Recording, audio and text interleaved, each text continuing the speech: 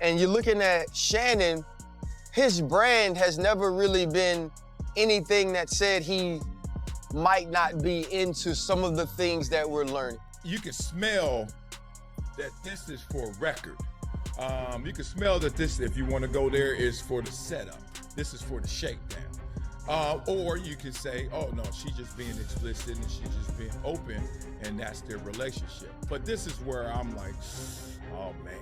Shannon Sharpe is facing serious challenges right now, and Ryan Clark isn't holding back his criticism. Ryan openly criticized Shannon, highlighting his questionable behavior toward women, behavior Ryan claims has been ongoing for quite some time. While Ryan stopped short of directly accusing Shannon of the current lawsuit's claims, he strongly suggested that this kind of conduct is not new for him. Shannon, on the other hand, seems visibly upset by Ryan's remarks. However, there's little Shannon can do except express frustration, especially since reports suggest he's trying to persuade Gabby to accept a private settlement to resolve the matter quietly. From my perspective, this could be just the start of a downward spiral for Shannon. The whole situation is complicated, so let's unpack it. If someone had predicted last year that Shannon would face multiple accusations in 2025, most would have dismissed the idea as absurd, but here we are, and it certainly does not reflect well on him. The surprising part, Ryan Clark isn't shocked at all. In fact,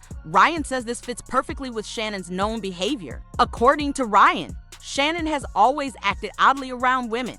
No man wants to be associated with those things that's not his intent and that's not his heart.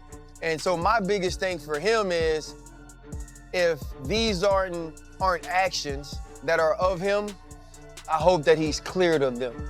Right. And then for the young lady, if these are things that has happened to her, you hope that she's able to process that and in some way feel like she has been not only compensated, but that she has sought and found the justice that she's looking for.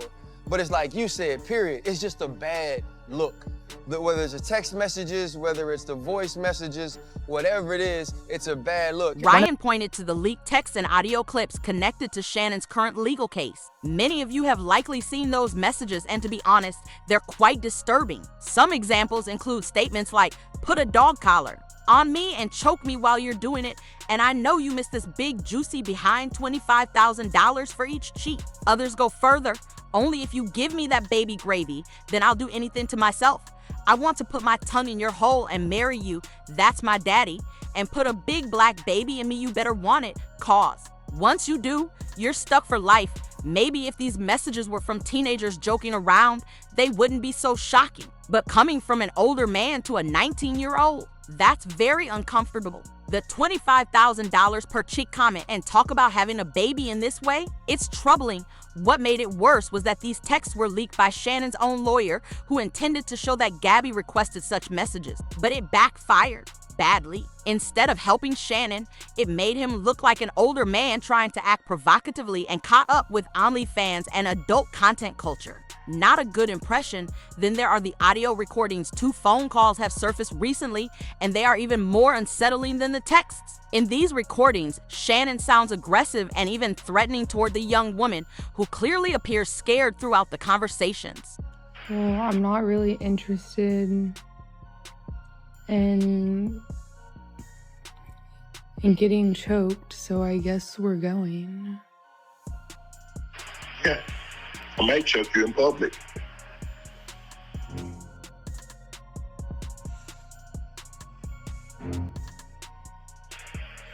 Big black guy chokes small white woman.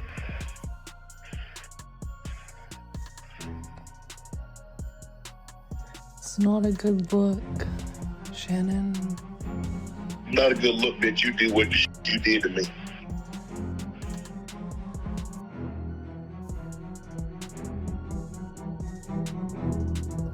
Okay,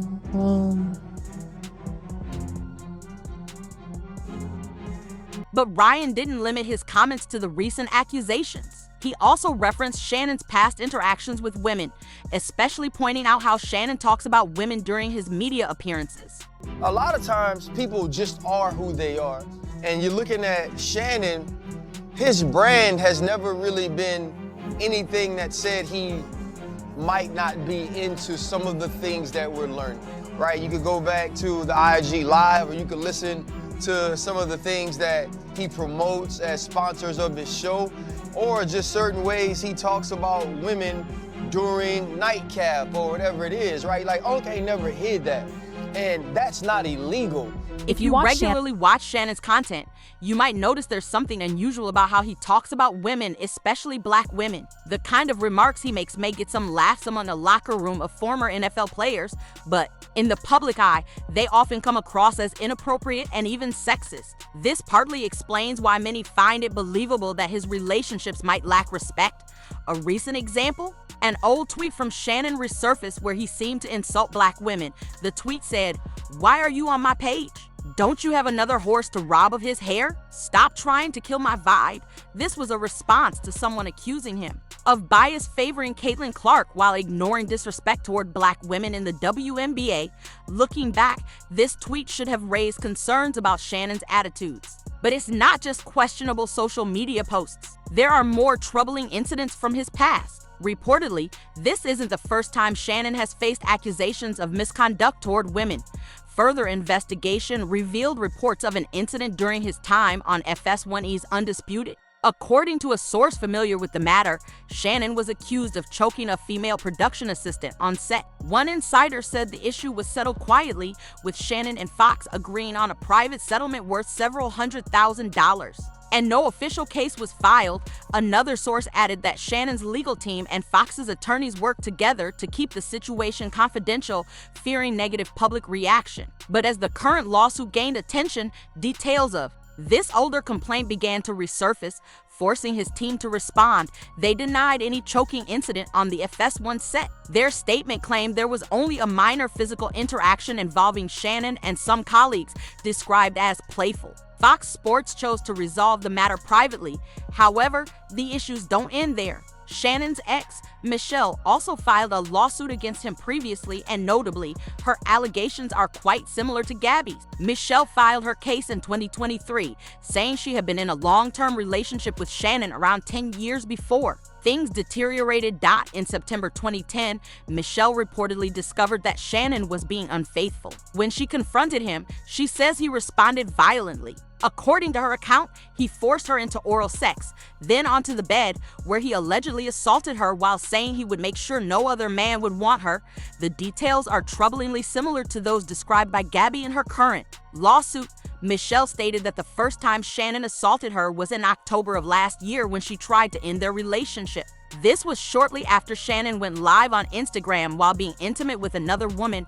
According to Michelle, Shannon then forced her to perform oral sex, saying, "You've disrespected me too much. I'm going to punish you. I'll make sure no man wants you again." She also claimed he assaulted her anally while saying, "Look at my arm, I've got chills. That's how good this feels." Throughout the incident, she said she was crying and deeply distressed.